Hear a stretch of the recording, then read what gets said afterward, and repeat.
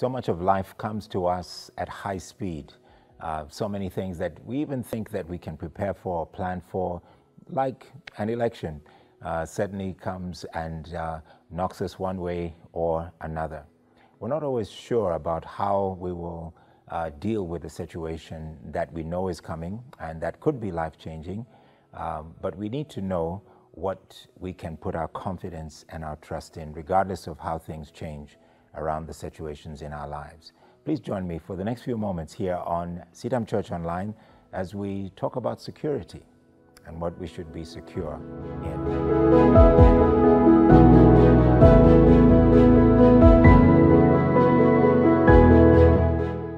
Good morning, my name is Reverend Kwame Rubadiri. In Psalm 48, written by the sons of Korah, are a famous group of young men who were assigned by King David to sing songs, write songs, and lead in worship, lead in the focus upon God in the temple.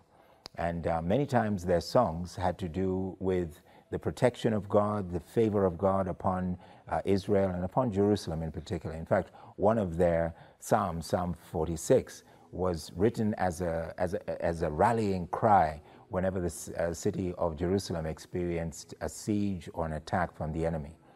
It was always to remind the people that it doesn't matter what it looks like outside. There may be pressure against the walls that defend us in the city, but ultimately God is going to protect us and be an ever-present help.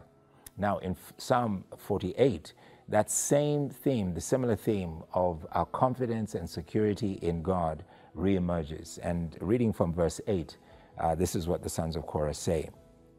As we have heard, and so we have seen. In other words, what has been said has come to light. It has come to fruition. In the city of the Lord Almighty, in the city of our God, God makes her secure forever. God is reminding that whenever he makes a promise, regardless of whether it's about something that's going to happen in the future, we will see its manifestation. We'll see it come into being. Now, there were those, of course, who expected a different outcome in the previously held election here in the nation of Kenya.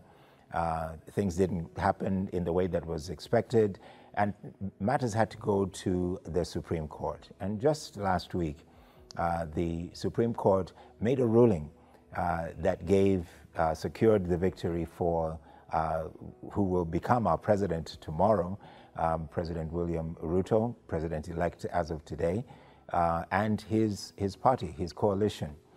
They won the election, and it was affirmed by the decision of the Supreme Court.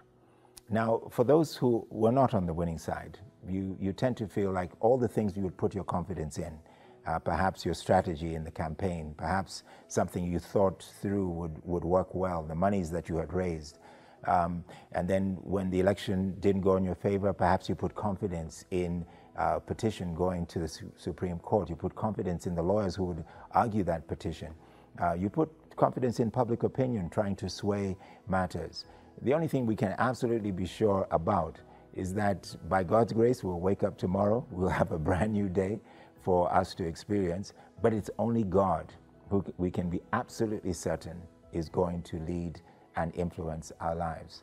As he says, as the sons of Korah say, we heard it. God said from the very beginning, I will be a God in the midst of the city. I will be present in your lives. I'll be present to secure you forever.